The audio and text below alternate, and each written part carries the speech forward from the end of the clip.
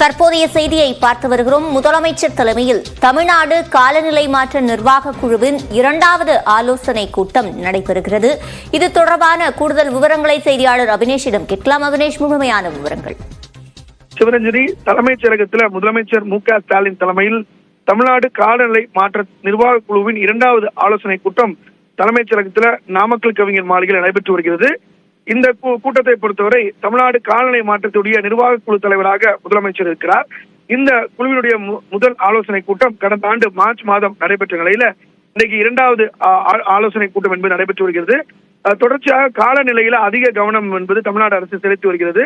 காலநிலை மாற்றம் அப்படிங்கிறது இந்த காலகட்டத்தில் மிக முக்கியமான ஒரு பங்காற்ற வரக்கூடிய நிலையில தமிழக அரசு அதுல மிக முக்கியமான ஒரு பங்கை செலுத்தி வரக்கூடிய நிலையில இன்றைக்கு அந்த நிர்வாக குழுவின் 2வது கூட்டம் நடைபெற்று வருகிறது. இந்த கூட்டத்தில் பொருளாதார நிபுணர் மாட்டான் சிங் அலுவாலியா, இன்போஸ் நிறுவனர் மற்றும் தலைவர் நந்தன் எம் நிலோக்னி, அதே போல ஐநா சபையினுடைய முன்னாள் துணை பொதுச்செயலர் எரிக் சோல்ஹிம், நிலையான கடற்கரை மேலாண்மைக்கான தேசிய மைய நிறுவனர் மற்றும் இயக்குனர் ரமேஷ், பூல நண்பின் அமைப்பினுடைய ஒருங்கிணைப்பாளர் ஆர் சுந்தரராஜன் உள்ளிட்டோர் இந்த கூட்டத்தில் கலந்து கொண்டிருக்கிறாங்க. அதே போல அரசின் சார்பில் தலைமைச் செயலாளர் முருகானந்தம். இது தொடர்பான முழுமையான விவரங்களை வழங்கியமைக்கு நன்றி அபினேஷ்.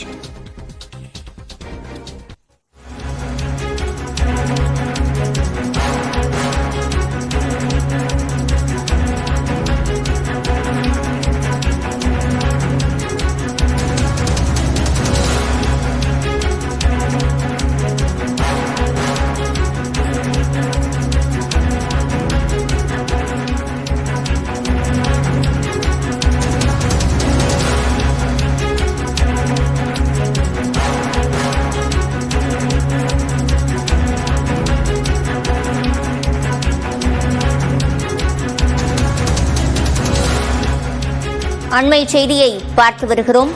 சென்னையில் குடிசை மாற்று வாரிய குடியிருப்பில் பால்கனி இடிந்து விழுந்து உயிரிழந்தவரின் குடும்பத்திற்கு தற்போது 5 லட்சம் ரூபாய் நிவாரணம் அளிக்கப்படும் என்று கூறப்பட்டிருக்கிறது. இது தொடர்பான கூடுதல் விவரங்களை செய்தியாளர் அபினேஷிடம் கேட்கலாம். அபினேஷ், முழுமையான விவரங்கள். சிவரஞ்சனி, தமிழ்நாடு நகர்ப்புற வாழ்விட மேம்பாட்டு வாரியத்தினுடைய சென்னையில் பட்டினப்பாக்கத்தில் கூடிய அந்த கட்டிடத்தினுடைய ஒரு பகுதி இடிந்து விழுந்ததுல சையத் குலாப் என்கிற நபர் உயிரிழந்தார். அந்த குடும்பத்தாருக்கு 5 லட்சம் ரூபாய் நிவாரண நிதியிலிருந்து வழங்கப்படுவதாக சிறு குறு மற்றும் நடுத்தர தொழில்துறை அமைச்சர் தாமோ அன்பரசன் இழப்பீடாக வழங்கியிருக்கிறாங்க. குறிப்பாக